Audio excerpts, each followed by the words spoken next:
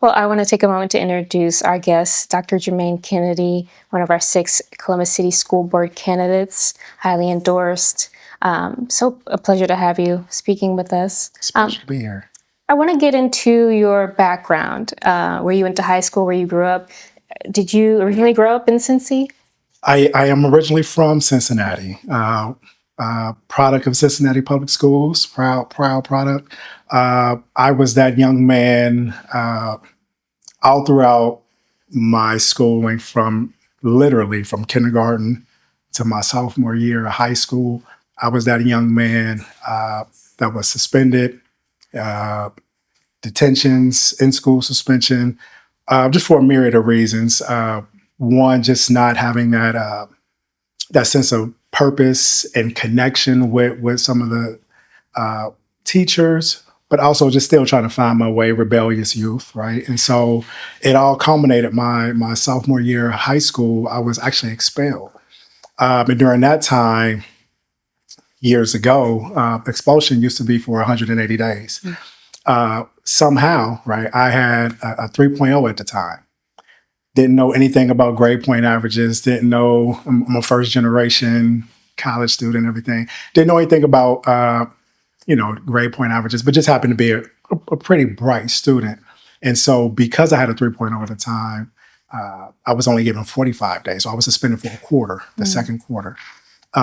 And it was some teachers and administrators who thought I needed a mentor. And so when I returned back to school that third quarter, I received a mentor. And that mentor really kind of helped me navigate the remainder of my high school career, supported me in ways, exposed me to some things, and really just kind of shifted the trajectory of really my life. Right, because of that, I was able to go to Ohio State and really start to find my way. But it was at Ohio State, though, that actually really made the change, right? So dialing back, I'm the oldest of 2 boys. My mother raised my brother and I. And so I was, as the oldest, still trying to, again, find my way and lead by example. But it was at Ohio State, my sophomore year, that I met Dr. Stephen Hall. The first Black male professor, teacher that I had. And he was young at the time, right? So it was like eye-opening to see, like, whoa. And when I went to Ohio State, I thought I was going to be a biology major, right? And took his class, African Study class, and like my mindset just shifted. And it was at that moment, it was, why didn't I know this? Why wasn't I exposed to these things? Why wasn't I exposed to this history and this rich history? And I made that decision then to go into education, right? Through my mentor, through my new mentor, Dr. Hall, I felt that it was imperative that I give back, right? And really make sure that the younger generation, the next generation, is exposed and can kind of navigate some of the pitfalls and some of these systemic structures that are in place that cause a lot of Black boys in particular to fall to the wayside through the schooling system. And so that's how I ended up getting into education. And I guess the rest is history. Yeah. Well, keep telling me about the history, because I know you're at the Boys and Girls Club, but talk to me about the evolution from a former teacher and principal to that. So I actually, once I graduated from Ohio State, I went to City Year. I was in City Year at Hile Elementary, which is closed now. But that experience kind of really solidified me wanting to go into education. So after my first year at City Year, I met one of my another mentor, the late Malcolm Folks, who was a principal at Worthington High School, and then moved to, at the time, George Washington Carver Preparatory Academy Community School. And I met him, and we decided, to talk. We need more Black men teachers in this field. And so I started working at George Washington Carver Preparatory Academy. And I taught there for about 4 years before shifting to the school changed, and I moved to A+ Arts Academy. And under the leadership of Carolyn Berkeley at the time, who really showed me what being a youth advocate really meant in education. Really student-centered, student-focused, and held teachers accountable, held all of us accountable to ensure that we are not only building relationships, but ensuring that our young people are learning. And so I learned a lot through that process with her for another 3 years.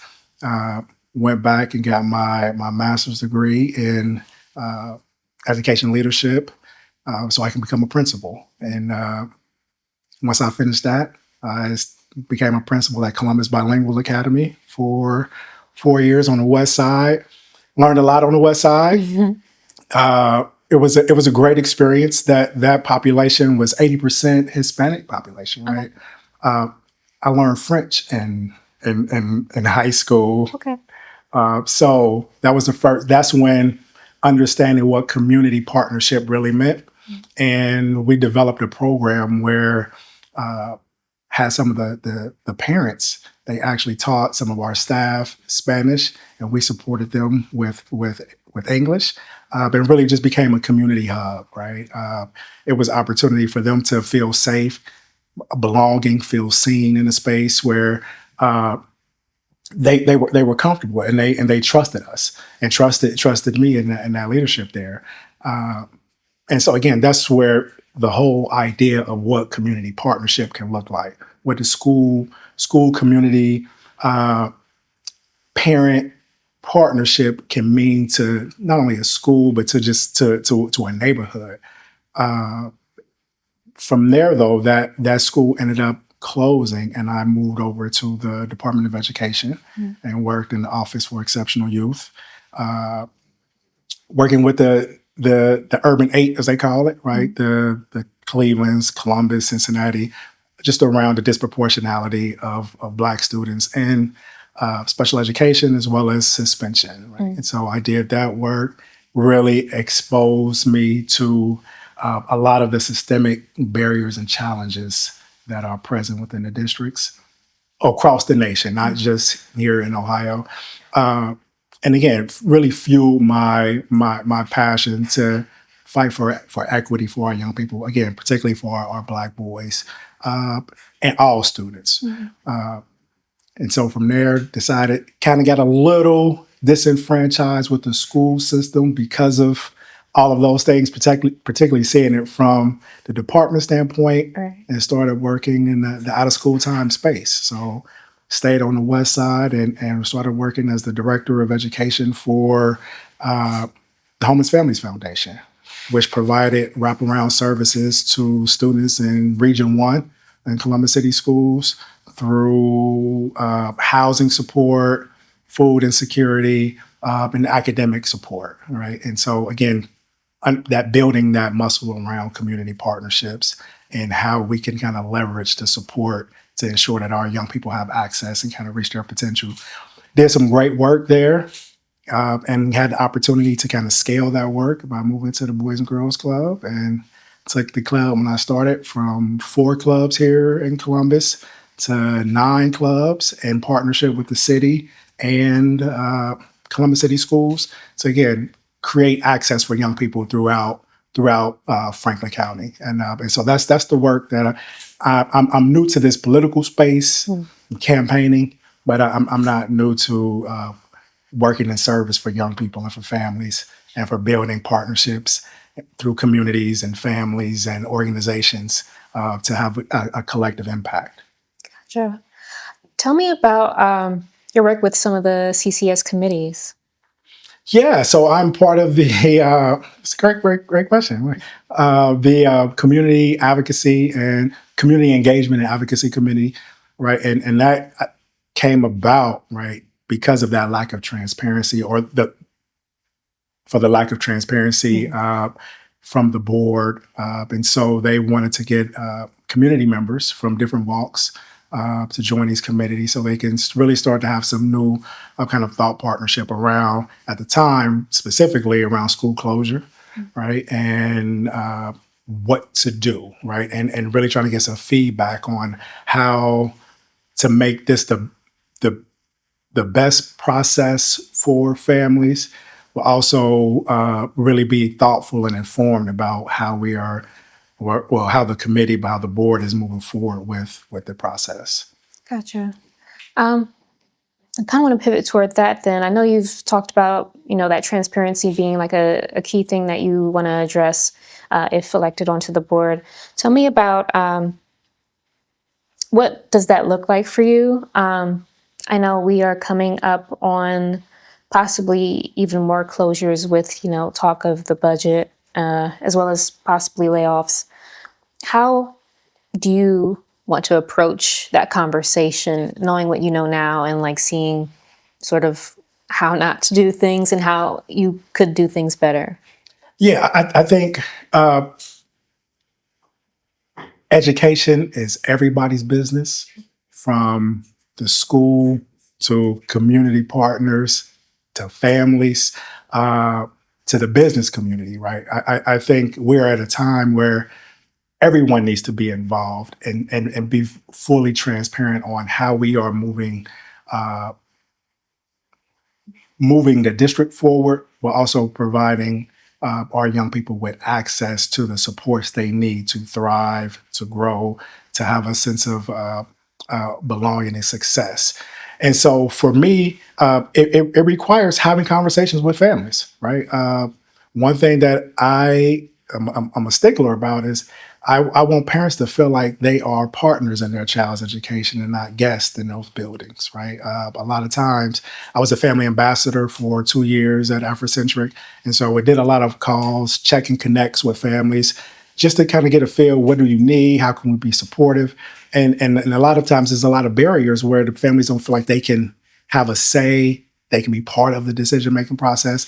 And so for me, I'm big on ensuring that there is a platform, and I really think we can shift to really some public dashboards around what schools, what gaps are at schools, what needs are there, right? What resources that can benefit the schools, particularly as we look at closures, right? We need to do kind of some equity audits, ensure that the resources are going to the places, into the schools where they need to go the most.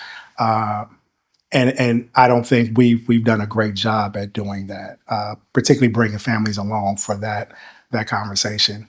Having these meetings at the schools that are up for closure, or having them at spaces in times where families can't actually access those meetings, and not, it's, if you are fortunate enough to be able to work at a position where you can come and go, and that's not the reality for a lot of our families. We need to be able to have opportunities for all of our families to engage in these conversations around some decision making of what's happening in these schools and the buildings. Got it.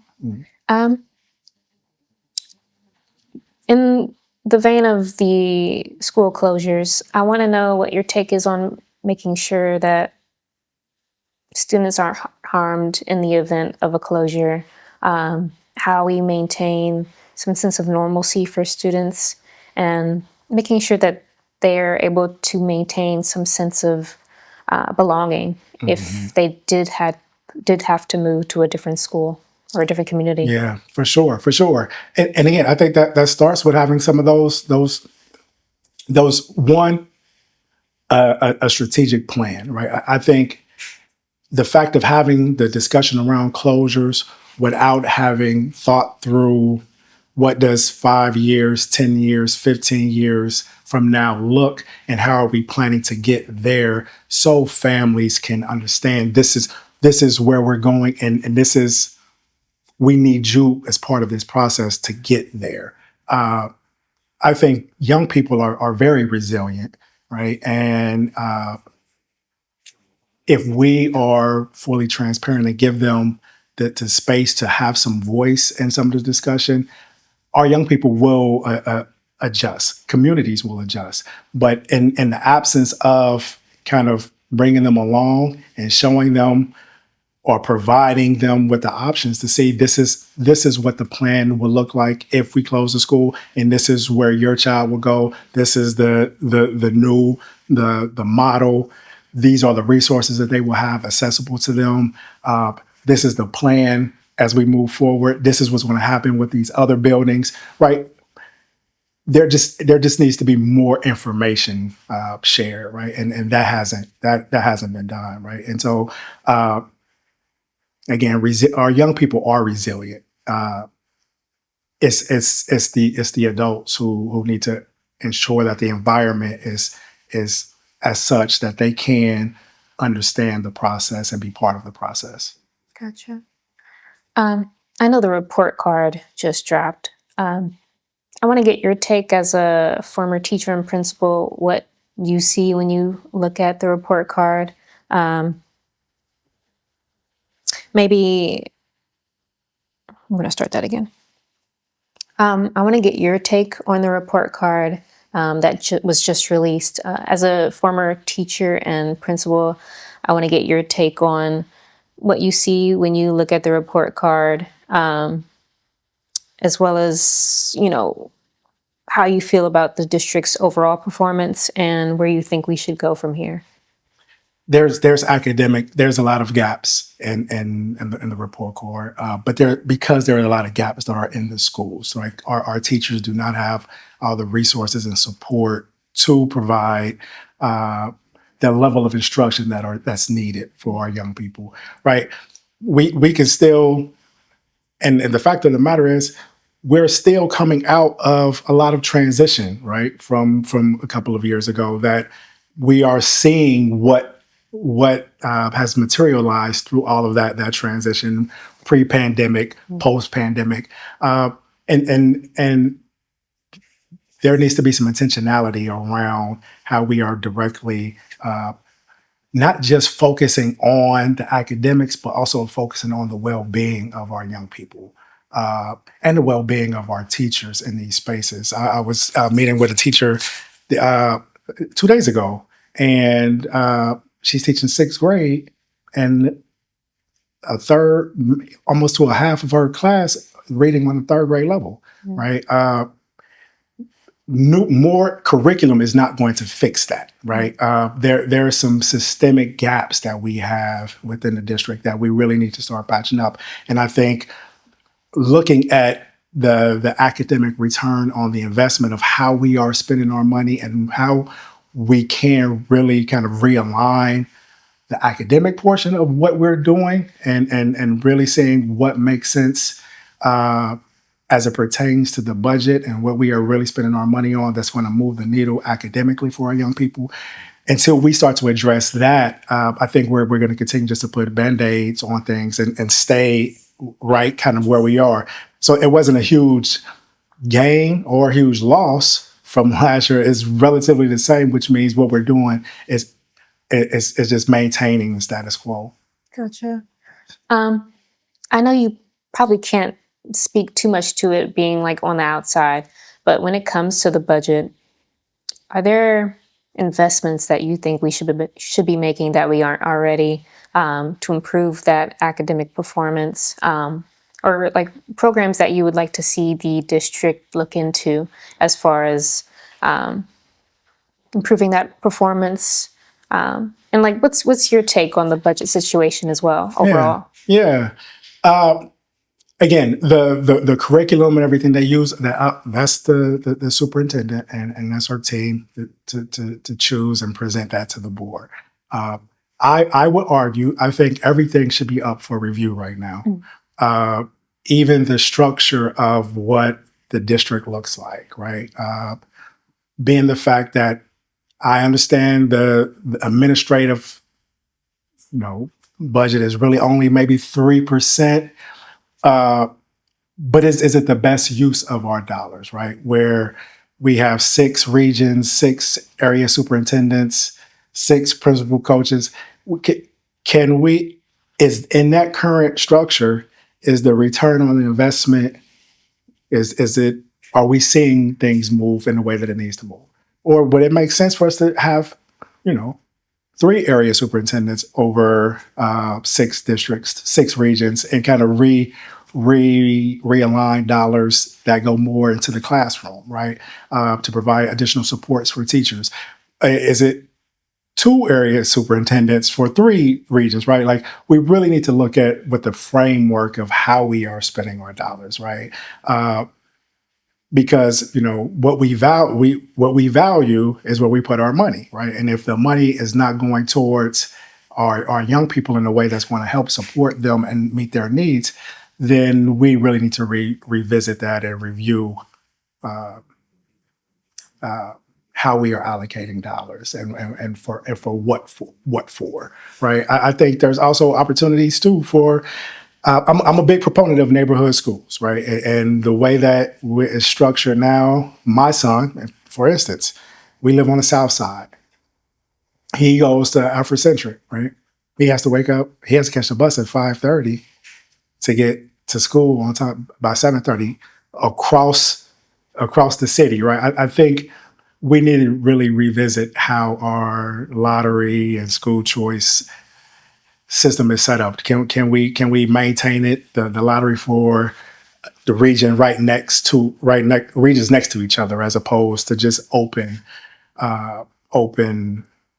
choice, right? I think there needs to be some things that everything should be up for review at this point, given the need, given the state that we're in, and I think it's time for us to be have some big and bold decisions and innovations to really rewrite and resize the direction that the district is going in. Gotcha. I kind of want to get into your Boys and Girls Club experience, particularly when I look at like issues like absenteeism and like getting students in the classroom. And you could tell me like that has nothing to do with the other, but I'm wondering, like, is there anything that you're seeing at the Boys and Girls Club that could be implemented to get kids in the classroom or get them more engaged or anything like that? Yeah, I absolutely. I think there is a commonality there, right? And just the out of school space time, right?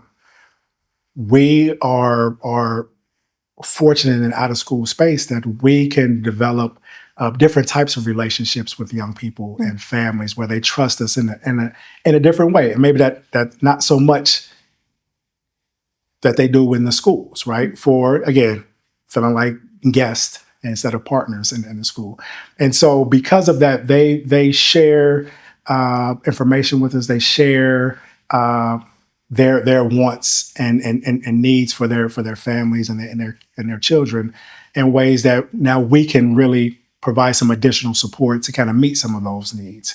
And one thing around the out of school time, we had an opportunity coming out of COVID, right? We understood that kids and organizations and nonprofits all need to be all hands on deck to provide the necessary supports for our young people. We see it from the meals, from internet access, connectivity, even just the transportation at that time, right? And so, or safe spaces for young people to go, where they can still be counted as present, even though they weren't at the school, right? That was the opportunity to kind of reimagine what school looks like. And we see it now where, in partnership with us and the libraries and this whole ecosystem, we have young people middle schoolers who may not make it to school, but they're at the library consistently.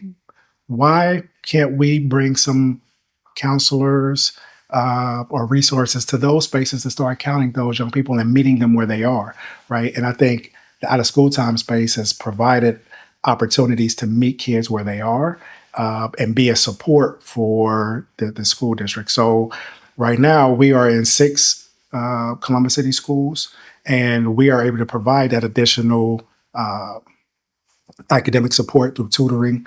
We're able to provide some additional social emotional learning and social emotional development that our young people so desperately need. We are able to provide career and workforce readiness options for them. We're also able to provide some resources and linkages for families to get other resources, right? And so I think we all have a role in that. And with the Boys and Girls Club, our goal is to ensure that our young people reach, their full potential. And so I think it's imperative, and maybe it's imperative that we are utilizing all of the resources within the community to support the schools. The schools may be just that community hub and space, but the rest of the community plays a role in ensuring that all of our young people get what they need to succeed. Gotcha. You mentioned workforce development. I thought it was great seeing on your platform college readiness and career pathway. More of a desire to expand those opportunities. What does that look like to you? What sort of partnerships do you have in mind, or would you like to see developed more in the district? Absolutely. And so with all of the development that is happening in Columbus, the growth, we know that there's a need for the building trades. We know there's a need for our unions, union-specific types of skills, plumbers, pipe fitters, electricians, all of those things, because that's AI, all of those, we know that the need is there. And this is a prime space for our young people to really start getting involved as early as middle school, to start developing these skills and developing a sense of where they want to go post high school. I have two kids. My oldest decided to go the college route, is at Kent State. My youngest, who's a senior at Afrocentric and goes to Fort Hayes for the career tech, is part of the welding program. I know, like, all kids aren't going to go to college, but there are valuable trades and skills that our young people can learn that can give them some sustainable income and fulfilling work that they can be very productive and make great money to support a family and to continue to support the economy. I think bringing in more of our building trades and our labor unions, understanding what some of the needs that are part of the business community, providing some opportunities there for internships and apprenticeships, even within the nonprofit space, right? There's ways for our young people to really start to make that connection between what they're learning to real world transformation. I even think about our green spaces, right? And green and climate innovation spaces, right?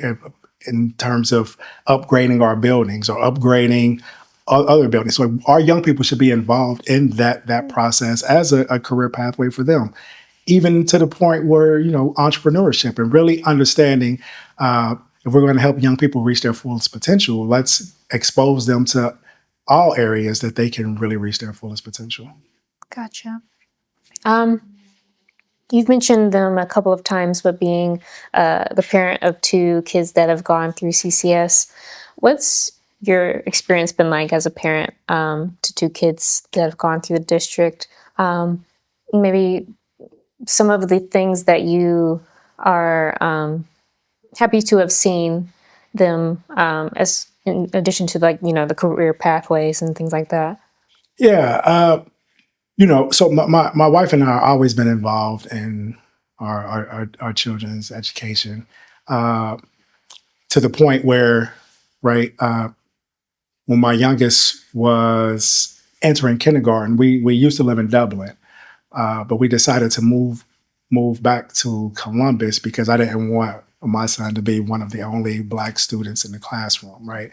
And because of that, we decided we're going to make sure that we are involved in every aspect of their education. And so worked as part of the parent-teacher PTA, to support the booster clubs, to support all of our young people to make sure that they had access to those sports and the funding to participate. Decided, because I built some relationships in the district with some of the teachers and the administrators there, and kind of the community engagement department when they kind of started this family ambassador program, thought that it was a great opportunity as well to continue to work in the service of our families and really kind of building our families' capacity and understanding how they can navigate and negotiate the school system, right? And the bureaucracy of one of the largest school district in Ohio, right? And so through that process, though, I've learned that, again, a lot of parents, not for a lack of will, just the skill and the know-how to kind of how to work through this system, how to engage with teachers, how to make sure that their voice is being heard as part of some of the decision-making factors. I give you a prime example. I was part of the Central Ohio Parent Leadership Institute. And part of our kind of community project for me was a zero tolerance exclusionary practices. And so what I did was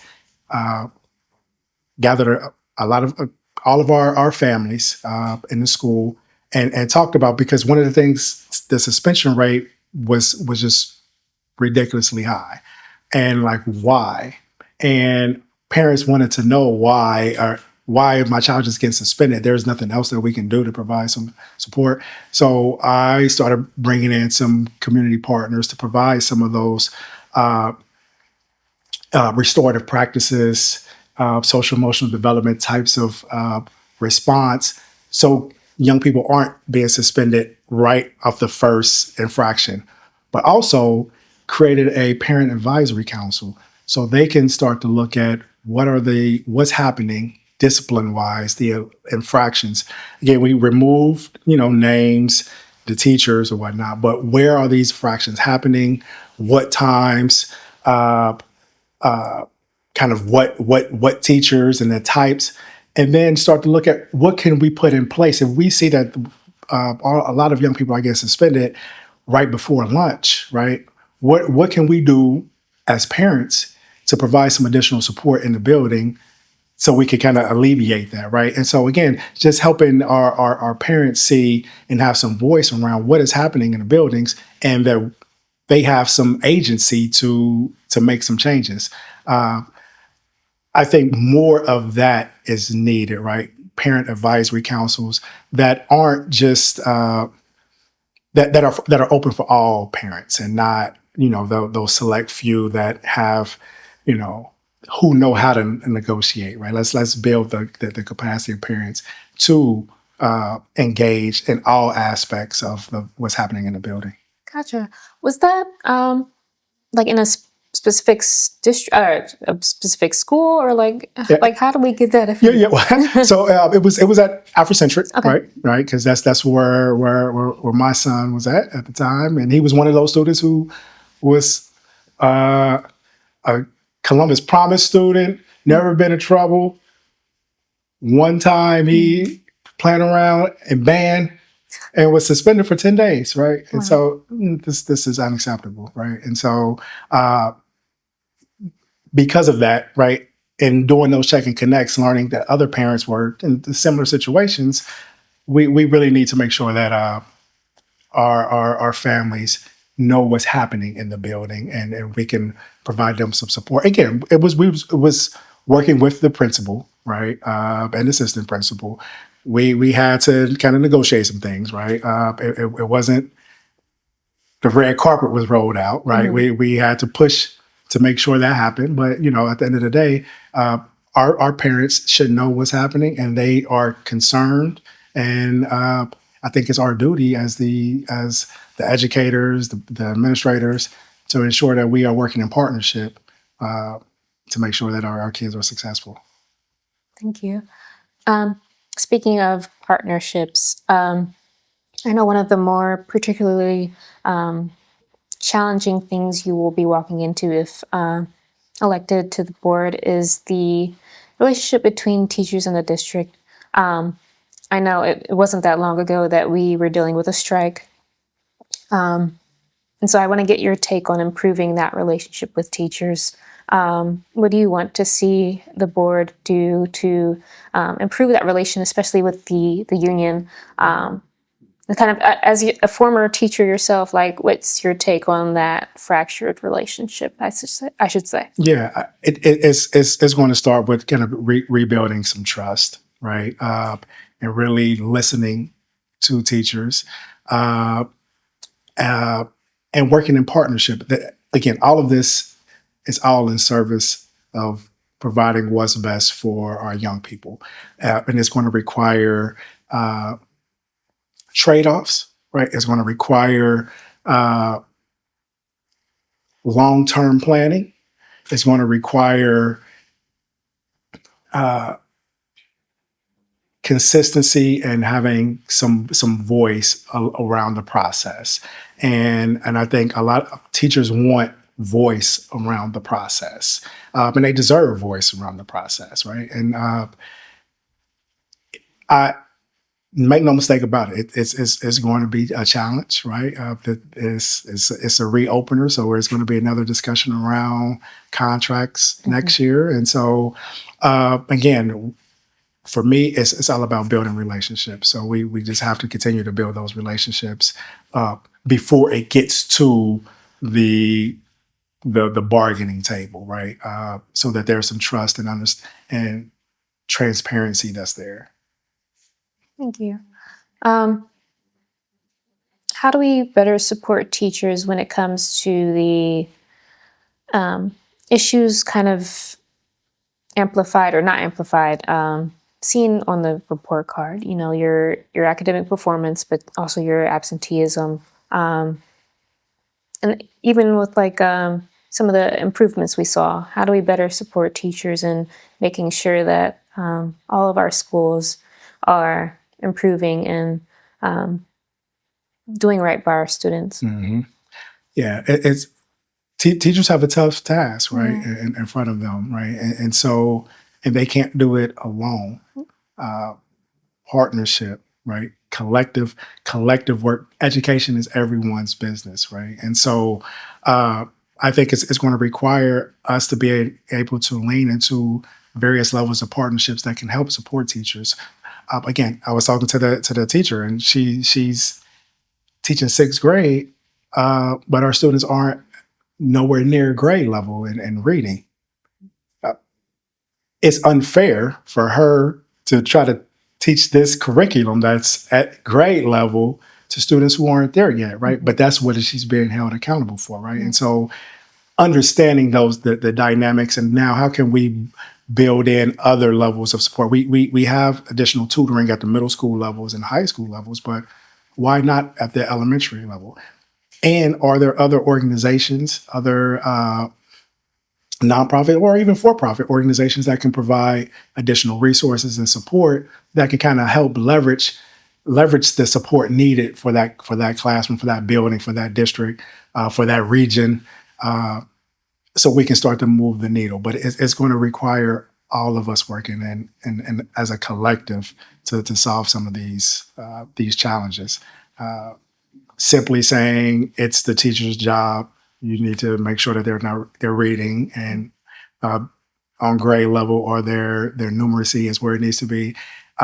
When we know that there's systemic deficiencies within the system, we have to start to address some of those to, we have to chew gum and walk at the same time, right? It can't just be the teachers aren't doing what they need to do when we're also, as some of the leadership, not providing those additional resources or leveraging the resources in a way that can best support teachers in the classroom. This might be a weird question. I want to know how you think some of those partnerships that we've sort of talked about, like how do we get more of our business community involved with supporting the district, with supporting administrators and teachers, as well as nonprofits. Like just with your background, like what do you think as far as like having our larger business and nonprofit communities stepping in and stepping up and helping the district meet some of these challenges? Yeah, it starts, so the collective impact model is you bring those various sectors to the table, and we kind of, what do we want to focus on, right? If it is absenteeism, if it is uh, uh, uh, academic support, or if whatever that challenge may, if it is transportation, right? Let's come up with a shared a shared agenda of what we can do in all sectors to bring to bear to work towards, or remediating those things. But it requires bringing folks to the table, and I think also not just the business, the nonprofits, the school. I think at the city, local level, the city council, the city of Columbus has to all be a part of this partnership, right? I think this is should be how urban planning is done. Urban planning, this should be the similar process, right, with the schools, right? The school should be part of that whole urban planning with the city, with the business community, with the nonprofits to ensure that we're using data, right, where the city is going, where we need to go, what additional gaps that still need to be filled, and how can we fill these gaps as a collective. And so, again, it's about bringing folks to the table, and I haven't seen that done up until this point in a way that that's really meaningful, right, and not just solely in a siloed way where we say we're at the table, but we're really not trying to really work together. Gotcha. Thanks.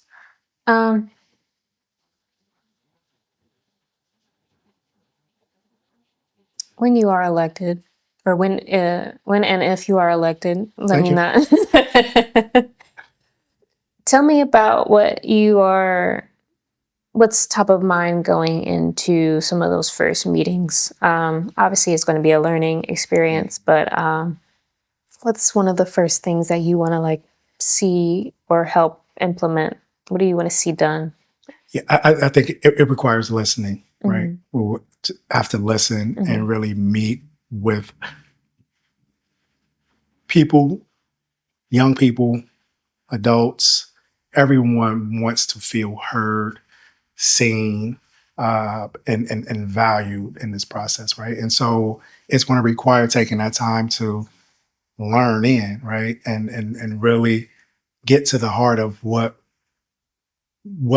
being shared, so we could come up with what's some themes, what are some things that is consistently that we're seeing from our families, not just in one region or one side of town, but across the board, right? And now how can we start to address some of those things? But I think it has to be done at using data, right? And how we're making data decisions, data driven decisions. What is our end goal, right? And really start thinking about this long term, and not just trying to make, quick immediate fixes that are really temporary when we think about long term, right? The goal isn't to make a fix for 1 year. It's how do we create a system that in 20 years, my grandkids will be in a district that values them, that they're thriving and supported, right? It's how are we ensuring that some of these difficult decisions that will have to be made, right, within the next couple of years, sets us up for the future long term. And so for me, it's going to require some learning and listening, understanding what's been happening, so we can speak to that in a transparent way, so the community understands where we're trying to go and why we need to go in this direction. I've asked your fellow candidates all in various ways what their candidacy experience has been like. Can you talk to me a little bit about that? Uh, it's a lot, right? I hear. It's a lot. And you know what? I didn't know what to expect, but I knew it was going to be tough. But it's eye opening though to hear one, just the parents and community concerns. It's also refreshing to see how many parent groups and organizations are in fact doing this work and really advocating for young people. I think that's very inspiring, and really being able to kind of amplify some of that work, I think is I'm excited to do. But it's a lot, right? It's prioritizing your time and being pulled in many different directions. It's a challenge, but I think, and I said it before, this is a small sacrifice to make to try to ensure that our young people get the best opportunities in Columbus City schools as possible. So I'm willing to make this sacrifice if it means being able to have an impactful term that will ensure our young people are reaching their fullest potential. Do you think you'll want to do more after this if you were elected to the board and spend a couple years there? I can't even. I have no idea. I do know. I'm going to do everything I possibly can to ensure that our young people get access to opportunities to grow, to learn, to become global citizens, and ensure that Columbus is a exemplar district, an example of what reimagined turnaround district can look like. And so I'm committed to that. So if that's 1 term, 2 term, who knows? But that's my commitment to this process and to the community that I serve right now. Thank you so much. Is there anything that you want to add? No, I think I'm good. Okay. Well, thank you so much. I really appreciate you taking the time. It was great talking to you. Likewise, I appreciate it. Thanks.